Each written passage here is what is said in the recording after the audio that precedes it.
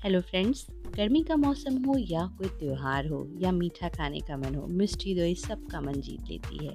बिना condense milk के आज हम बनाएंगे बिल्कुल पारंपरिक तरीके से बंगाली स्टाइल में हाउ टू मेक मिष्टी दही एंड बंगाली दही।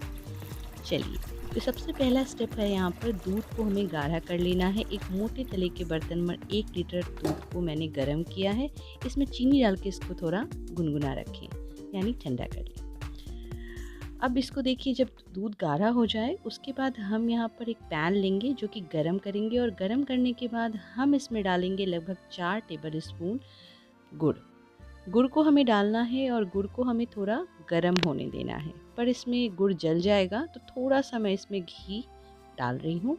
घी ऐड करने के साथ इसका थोड़ा जो टेक्सचर है, गुड़ जो था वो थोड़ा दरदरा हो गया है। हम चीनी के साथ जब करते हैं तो भी ऐसा ही होता है। तो मैंने गुड़ को पहले चीनी में कन्वर्ट कर लिया और अब मैं इस गुड़ को कैरेमलाइज कर रही हूँ।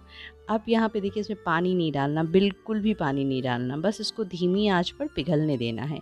और जब ये सुनहरा गोल्डन रंग आ जाए तो इसमें हम धीरे धीरे करके दूध मिलाएंगे, पर इससे पहले हमारा गुड़ अच्छे से पकना चाहिए, और पकने से भी ज़्यादा ज़रूरी है कि ये जलना नहीं चाहिए। तो 1-1 सेकंड का ब्रेक लेके इसको चलाते रहिए। मैं काफ़ी क्लोज़ आपको दिखा रही हूँ ताकि आप समझ सकें कि गुड़ को किस तरह से कैरेमलाइज़ करना है, क्योंकि ये जो प्रोसेस है, ये सब इन सारी प्रोसेस में ना बहुत सारी टेक्निक्स लगी हुई होती है।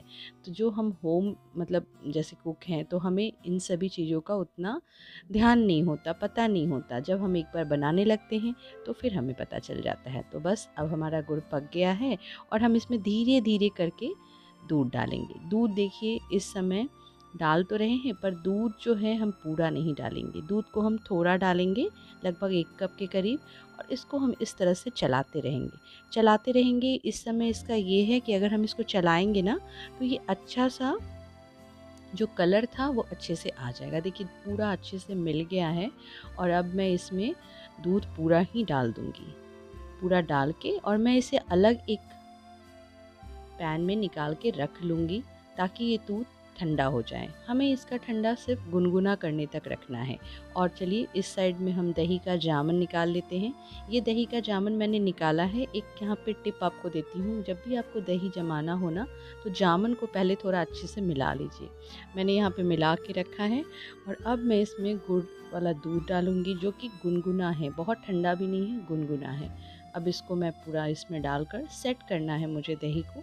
लगभग इसमें अगर सर्दी का दिन है तो 7-8 घंटे से भी ज़्यादा लग सकता है, अगर सर्दी बहुत है तो। और गर्मी में ये 3-4 से 5 घंटे में हो जाएगा। चलिए, इसको ढक के रख देते हैं सेट करने के लिए। विंटर में तो 6 घंटे से सही में ज़्यादा लगेगा, पर मेरे पास कर्ड मेकर है तो मैं आफ्टर 6 to 7 आवर्स इसको निकाल रही हूँ। विंटर में मैंने इसको बनाया है, हमारे यहाँ मकर संक्रांति पे मैंने इसे बनाया था। ये देखिए, काफ़ी अच्छे से सेट हो गया है और ऊपर से देखिए पूरा अच्छा क्रीमी टेक्सचर है और इस पे पानी भी नहीं आया है। और ये देखिए, दूध की जो मलाई है ये ऊपर में आ गई है।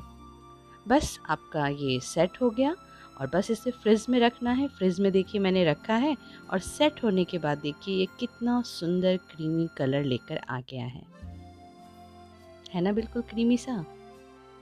बस आपको यहाँ पे सर्व कर देना है। देखिए, गर्मी में तो आप इसे ठंडा ठंडा परोस सकते हैं। मैंने इसको मकर संक्रांति पे बनाया था तो मैंने तो इसे फ्रिज में सेट करने के बाद फिर इसे परोसा था। तो देखिए, मेरी तो चूड़ा की थाली यानी कि संक्रांति की थाली में ये ऑलरेडी था।